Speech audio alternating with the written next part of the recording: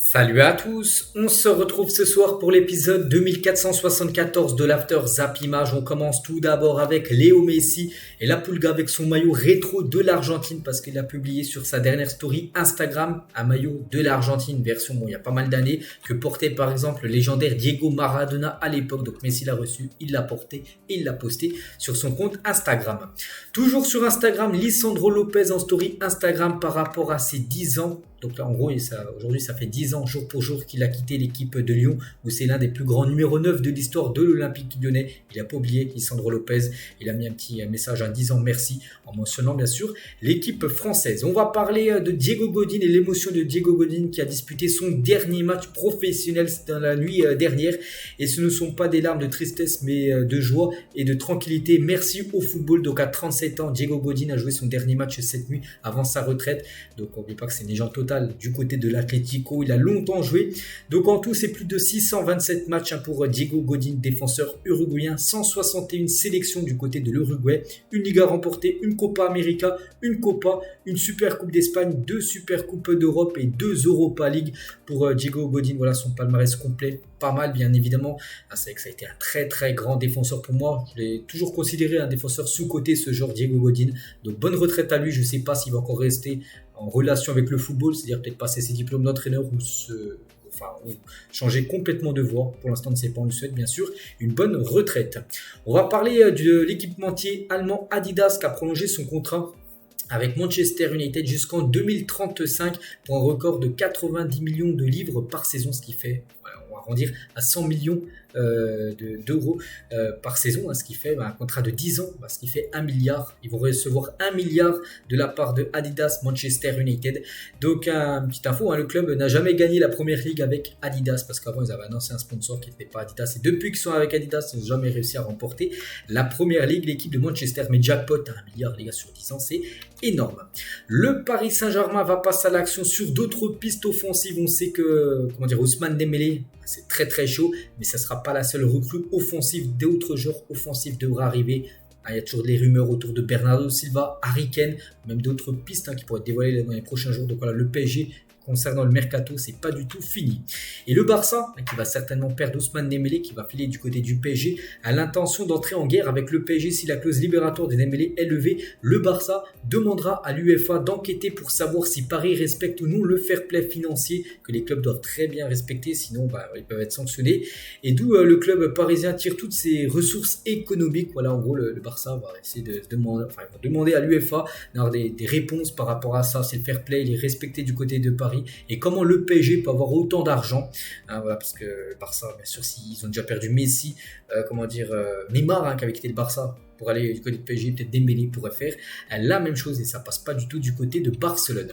Et Dembélé, pourtant le 17 juin dernier, c'était un tweet de ActuFoot et c'était en gros une déclaration qu'il a dit au journal Téléfoot. Il a dit: je ne sais pas pourquoi on parle tant du PSG, ça doit être parce que c'est un club français, mais il n'y a rien, mais il n'y avait rien et il n'y aura rien avec le Paris Saint-Germain. Et 1 mois et demi après, il devrait signer du côté de Paris dans les prochaines heures. Officiel finaliste de la dernière édition de la Conference League, ils avaient perdu, souvenez-vous, la finale contre West Ham. La Fiorentina est repêchée et remplace la Juventus Turin parce que la Juve qui avait fini 7ème, ils devaient jouer l'Europa Conference League et tout. Et du coup, ils ne sont pas qualifiés parce que des problèmes d'argent, tout ça. Et du coup, ils sont enlevés. Et c'est la Fiorentina qui avait fini 8ème du classement de Serie A, du coup, qui jouera cette Conférence League où ils avaient atteint la finale la saison dernière. Le Racing Club de Lens est intéressé par le Charles de Coteleret, donc un joueur belge de l'AC Milan qui a eu du mal comme cette saison. Donc Milan veut 28 millions d'euros pour son joueur. D'autres clubs européens sont également sur le dossier concernant le joueur belge. Sir Alex Ferguson, légende du côté de Manchester United, il a dit: j'ai gagné 13 premières ligues du côté de Manchester United. C'est que depuis son départ, Manchester United n'a jamais remporté le championnat anglais. On en parlait tout à l'heure en plus avec Adidas. Bref, mais je n'ai jamais réussi à finir une saison invaincue. Cet exploit passe par-dessus tout. C'est encore mieux en gros, pour lui c'est encore mieux de faire une saison sans perdre que remporter 13 premières ligues. Et n'oubliez pas qu'Arsenal avait réalisé cet exploit de faire une saison complète sans perdre le moindre match du côté de l'Appel. C'est la seule équipe à avoir réalisé cet exploit en Angleterre. Vini, à propos de Ronaldo, je suis très heureux et très reconnaissant de pouvoir porter ce numéro, le numéro 7 maintenant qu'il a dans le dos. Vini Junior, celui de Cristiano Ronaldo m'inspire aujourd'hui car j'ai regardé tous ses matchs et parce qu'il a marqué une époque dans ce club, c'est une idole pour moi. Voilà le très beau message message de Vini Junior par rapport à Cristiano Ronaldo, son idole. On va parler du youtubeur Ishouspeak, un grand fan de football, un grand fan de Cristiano Ronaldo. Actuellement à Tokyo, une mauvaise surprise au réveil. Le créateur de contenu a une grosse infection à l'œil, plus précisément au sinus, provoquant un voyage en ambulance aux urgences. Finalement, et fort heureusement, son entourage confirme que le gonflement de son œil devrait diminuer dans les prochains jours. Donc on lui souhaite un bon rétablissement à ce youtubeur américain que je parle de temps en temps. Une vidéo mettant en vedette Iliman Ndiaye avait été tournée pour célébrer son nouveau contrat avec Sheffield United. Des entretiens menés et une vidéo se terminant avec le joueur recevant le fétiche numéro 10 du côté de Sheffield. Donc c'est raté parce qu'on sait que normalement, quand je fais la vidéo, c'est pas encore officiel, ça devrait l'être très prochainement. Il devrait signer du côté de l'Olympique de Marseille. Pourtant, il y avait une vidéo qui avait été tournée de lui, pour les fans, tout ça, pour lui annoncer le nouveau numéro 10 qu'il allait porter la saison prochaine. Et du coup, on peut dire c'est raté. Maurizio Pochettino confirme que Leslie Hugo Chukwu va être prêté par Chelsea. Ce joueur de Rennes va être acheté par Chelsea, mais ne sera pas conservé par Chelsea parce que Pochettino l'a confirmé en conférence de presse. Il a dit: nous avons besoin d'expérience au milieu de terrain. L'idée pour Wesley est de le prêter pour qu'il ait du temps de jeu, parce qu'en gros, s'il reste à Chelsea, il sera beaucoup sur le banc. Et en gros, c'est pas le but pour Chelsea, c'est de le prêter, et il devrait être prêté à Strasbourg, vu que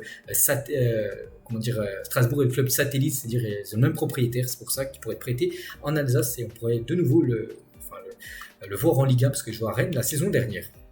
Le PSG ne veut pas d'un prêt de Renato Sanchez avec option d'achat. Les discussions se poursuivent entre Paris et l'AS Roma pour un transfert sec. Le PSG ne veut pas le prêter avec option d'achat. Donc voilà, c'est soit un transfert sec, soit c'est pas possible. Le transfert de Renato du côté de l'AS Roma, l'équipe de José Mourinho, il le veut absolument, Mourinho, pour la saison prochaine.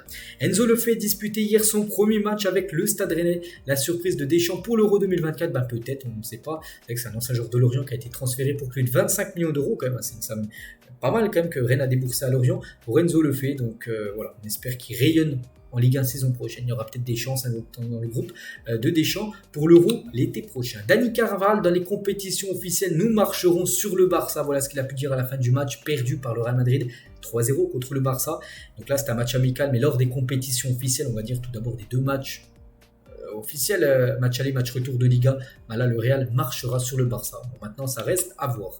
Gabriel Jesus Van Zichenko, lorsqu'une ambulance passe lors d'une interview, donc ils sont en train d'interviewer, puis ils entendent la sirène d'une ambulance, il a dit: mon Dieu, c'est ton taxi. Voilà ce que Jesus a dit à Zichenko. Et pour rappel, l'Ukrainien manquait de nombreux matchs sur blessure la saison dernière, donc voilà, il a un petit peu chambré Jesus par rapport à Zichenko.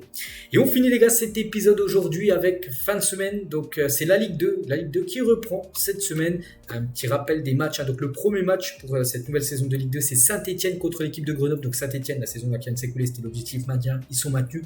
La saison là qui arrive, c'est l'objectif remonter du côté de la Ligue 1. Voilà le programme.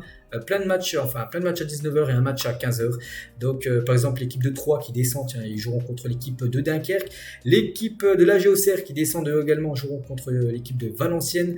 Sochaux contre Guingamp, ou par exemple, l'AS Ajaccio qui descend également de Ligue 1 Ligue 2 recevra l'équipe de Rodez. On finit avec ça. J'espère que ça vous a plu, cet After Zap Image. On se retrouve demain, quasiment même heure pour le prochain numéro. Bonne journée à vous et à demain.